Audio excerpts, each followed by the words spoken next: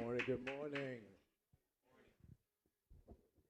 Today's Life Talk will be coming out of, got me? We hit us with dwell among us. Romans 12:15. It was supposed to be the other. Romans 12:15. I said, oh well.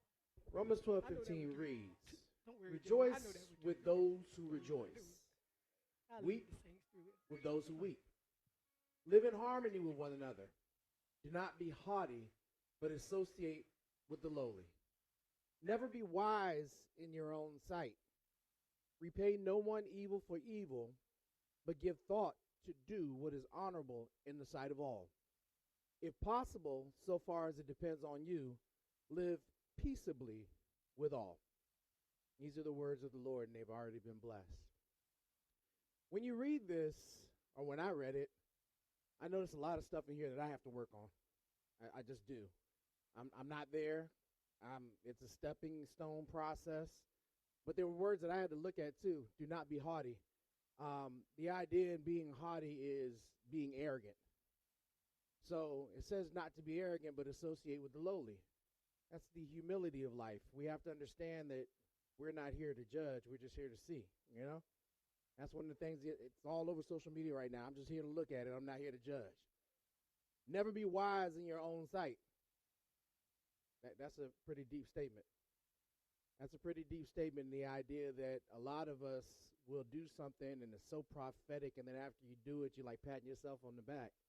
But it wasn't you. You didn't do it on your own. So don't sit there and pat yourself on the back, but give thanks for the fact that you were able to put that process out there. This is a big one. Repay no one evil for evil.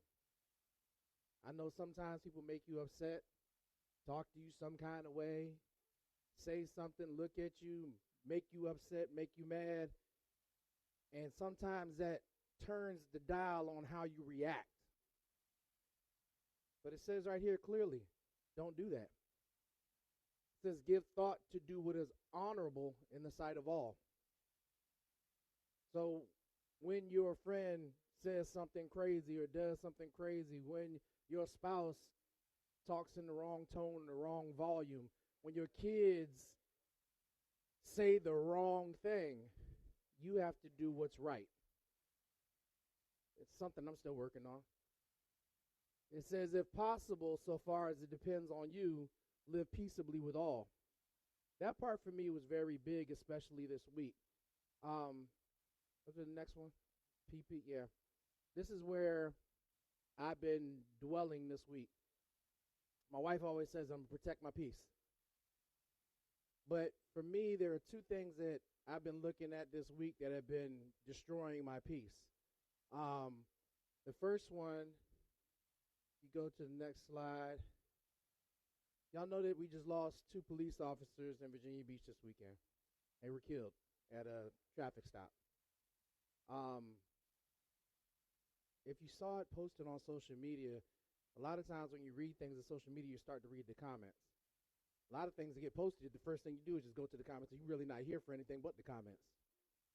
So I went to the comments, and I was so, blown away by the amount of people who were so unempathetic for these 2 police officers. Mind you, I've not always had the best experience with police officers.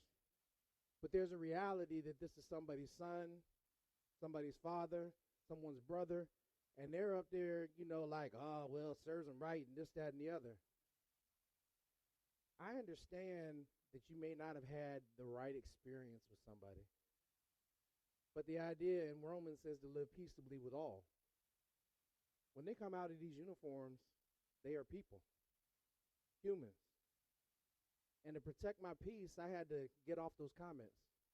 I had to stop reading what the rest of the world was saying. I had to pray to God for these people and their family and everybody that's around them, their friends. And the crazy part is the resource officer in my job literally just worked with these 2 guys last week. Was just talking to one the day before this happened. So while people are celebrating this negative imagery, we have people who are missing these people.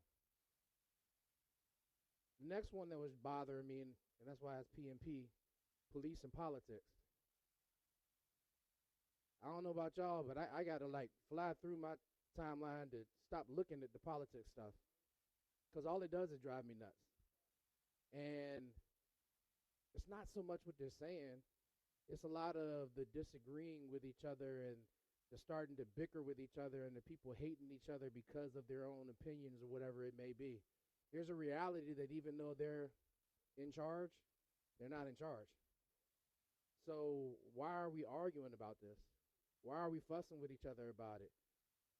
I have a first cousin who, I promise you, I told him last week, I said, I'm starting to doubt your HBCU experience because he really rides for the other side.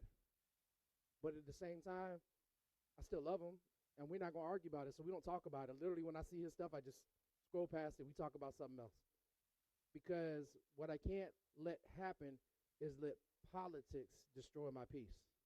What I can't let happen is let the negativity of this world destroy my peace. Go to the next slide for me, please. Where we have to live in this world is the difference between sympathy and empathy. Sympathy, if you look at the list, it says having thoughts about what someone feels. When in conversation, giving unasked advice. That's my problem right there. I do that a lot. You'll tell me something, and as you're telling me, I'm trying to give you advice, and you just want to tell me. Passing judgment, another one of my problems. Only noticing the surface level, only understanding from your perspective. Now that one drives me totally bananas because I think a lot of people do that. And then they want to fuss with you about what you're seeing or what you're feeling. I know I do it. And if you do it, recognize it, start to try and make some changes. And then ignoring or suppressing emotions. Whereas empathy is feeling what someone else feels. Listening to what he or she has to say without judgment. Awareness of nuances and nonverbal cues. Discovering their perspective and acknowledging everyone's feelings. Let them feel the way that they feel. Let them be angry. Let them be upset. You can sit there and say, I really don't understand, but at the same time, let them be them. We have to live in the world of empathy because when we live in the world of empathy, we stop being judgmental. We stop with the negativity of what's going on. We stop being so angry. Even if you are angry, sometimes you got to go and take a second to yourself so that you can let that anger out by yourself and not impact anyone else, and then come back to life. Back to the 2 P's. Again, we have protecting your peace for everybody. They say at work, avoid conversations of religion and politics, but I don't avoid religion, but avoid politics. And right now, the negativity that's going on in the police. And I think I have one more. Is that the last slide? Oh, yeah, this. I saw this one up there, and I thought it was interesting because it said that we're in life like a thing of crayons. They're all different colors, but in order to make the picture, we need every last one of them. In order for the beauty to be there, we need everybody. So we can't sit here and not have these people in this world. Unfortunately, we live with everybody. So if you're going to take this life lesson today, know that in life, in order for us to have this beautiful picture that is life, we got to respect and be empathetic with all. Peace and blessings.